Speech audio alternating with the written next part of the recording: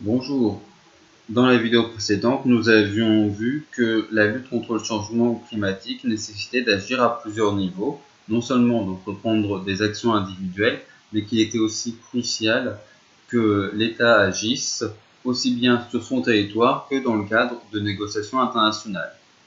Dans cette vidéo ainsi que dans les deux suivantes, nous allons voir quels sont les outils à disposition des États pour contraindre l'activité économique à avoir un comportement plus respectueux de l'environnement. Le premier de ces outils que nous allons voir dans cette vidéo est la question de la réglementation. La réglementation consiste tout simplement à créer une norme qui interdit ou éventuellement qui limite un comportement ou une substance. Donc là, le principe est très simple. On considère qu'un certain comportement ou qu'une certaine substance est néfaste à l'environnement et donc on interdit tout simplement cette substance ou ce comportement. Du coup, c'est un outil efficace pour l'environnement. Et évidemment, cela exige à la fois qu'il y ait une connaissance scientifique qui permette d'identifier ce comportement ou cette substance néfaste pour l'environnement et d'identifier surtout en quoi est-ce que c'est néfaste, qu'il existe des alternatives aussi.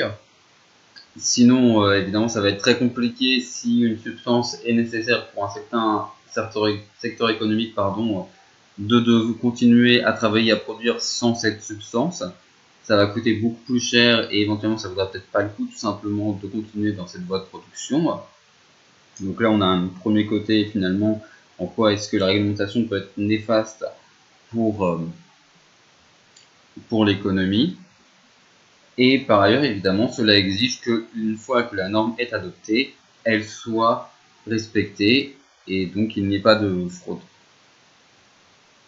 Donc on l'a dit, finalement, la réglementation c'est un outil certes efficace pour l'environnement, mais qui peut avoir des conséquences négatives qui peuvent représenter des contraintes trop fortes pour l'activité économique. Notamment parce que la réglementation ne prend pas en compte les inégalités de coûts pour réduire la pollution. Une fois que la substance est interdite, plus personne n'a le droit d'utiliser. On ne prend pas en compte le fait que certains acteurs peuvent en avoir besoin plus que d'autres. Certains acteurs peuvent s'en passer facilement, alors que pour d'autres, s'en passer revient plus ou moins à mettre la clé sous la porte. Donc, avec la réglementation qui dit tout simplement vous n'avez plus le droit d'utiliser ce produit, on ne peut pas avoir de nuances dans ce genre-là. De même, la réglementation n'a pas de caractère incitatif. La substance est interdite, vous n'avez pas le droit d'utiliser, et donc finalement, vous n'avez pas le droit de dépasser tel niveau de pollution, ça va plutôt être dans ce sens-là où on va poser une limite et pas interdire tout simplement un produit ou un comportement. Vous n'avez pas le droit de dépasser tel niveau de pollution, par exemple, on ne va pas vous pousser avec une réglementation à aller en dessous du niveau posé par la règle. Donc si on vous dit vous n'avez pas le droit d'émettre plus de telle quantité de CO2, vous allez respecter la règle, mais finalement rien ne vous oblige à émettre encore moins de CO2.